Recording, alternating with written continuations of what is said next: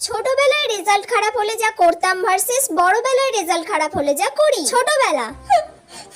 কি হলো রে, তুই কাঁদছিস কেন? মা, আমি পরীক্ষায় এবারে খুব কম নাম্বার পেয়ে গেছি। কেন, কত পেয়েছিস? মা সরি, আমি পরের বার খুব ভালো রেজাল্ট করব। আমি সব কটাতেই 80-র উপরে নাম্বার পেয়েছি, শুধু অঙ্কটাতেই একটু কম হয়ে গেল। ওটাতে লেটার হলো না মা। আচ্ছা বাবা, কাঁদতে নেই, ভালোই তো আমি করেছিস। আরো মন দিয়ে পড়াশোনা করব। বড়বেলা। এবারে আমার রেজাল্টটা এতটা খারাপ হয়ে গেল, আমি বুঝতেই পারিনি আমার রেজাল্টটা এতটা খারাপ হয়ে যাবে। আচ্ছা, আমার রেজাল্ট খারাপ হয়েছে ঠিক আছে, কিন্তু আরো সবাইকার তো রেজাল্ট খারাপ হয়েছে। এরকম তো নয় যে শুধু আমার রেজাল্টই খারাপ হয়েছে।